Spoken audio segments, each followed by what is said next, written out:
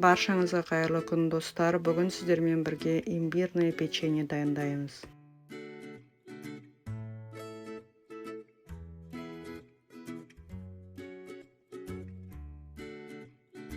Ол үшін бізге бөлме температурасындағы май керек. Жақсылап араластырамыз. 2 минуттай араластырамыз. Ыдысымызға жағып қалғандарды түсіріп араластыруды ұмытпаймыз. Қант қосамыз. Жақсылап араластырамыз. Жұмыртқа қосамыз. Жақсылап араластырамыз. Бал қосамыз. Жақсылап араластырамыз.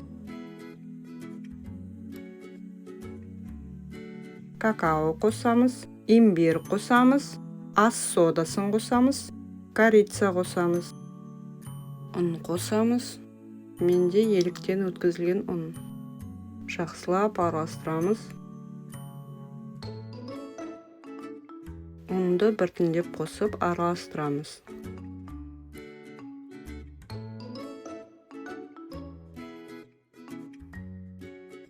Қолға жабыспайтын жұмсақ қамыр елейміз. Дайын болған қамырымызды мешокқа салып, холодильникке 1 сағатқа тындырып қоямыз. Енді сахарная глазурь дайындаймыз. Жұмыртқаның ағына қант ұнтағын қосамыз. Қант ұнтағын електен өткізіп қосамыз. Жақсылап араластырамыз. Шамамен 3 минуттай араластырамыз. Лимон шырынын қосамыз. Жақсылап араластырамыз. Жүгері крахмалын қосамыз. Барлығын 7-8 минуттай араластырамыз. Осындай болғанша. Енді массамызды 4-ке бөліп аламыз. Әр қайсысына бояуымызды қосамыз. Бояу 1 тамшы жеткілікті. Жақсылап араластырамыз. Барлығын солай жасап шығамыз. Менде осындай түстер шықты. 1 қасық су қосып, жақсылап араластырамыз. Осындай узор шығару керек. Енді кондитер қабына саламыз. Осындай қою болмау керек. Су қосамыз, жақсылап араластырамыз. Кондитер қабына саламыз. Барлығын холодильникке салып қоямыз. Қағаздан форма кесіп аламыз.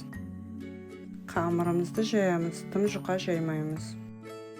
Дайын болған қағаз формаларымызды пергамент қағаздың үстіне қойып, кесіп аламыз. Пышақпен формаларымызды кесіп аламыз. Пергаменттен кесіп алған қағаздар тестіға жауыспайды, ал жай қағаздар тестіға жауысып қалады.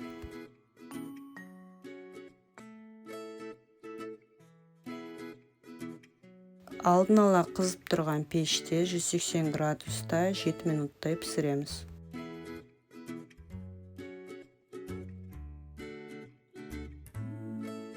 Менде осындай печеньелар дайын болды. Мен 2 есе қылып дайындадым. Ақ түсті глазурымызды формалардың айналасына жағып шығамыз. Мешоктың аузын кішкентай кесеміз. Барлық печеньеларды өзіңіздің қалауыңыз бойынша әсемдеуіңізге болады.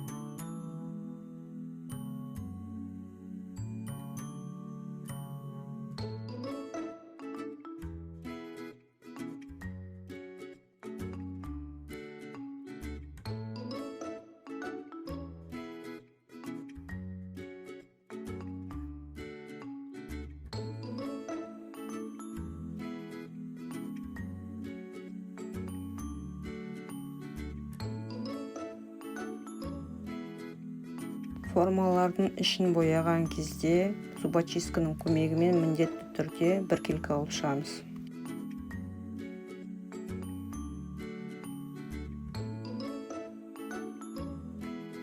Егер глазурыңыз қою болып кетіп жатса, жағылмай, онда ыдысқа қайтып сығып алып, үстіне бір қасық су құйып, араластырып, қайтадан мешокқа саламыз.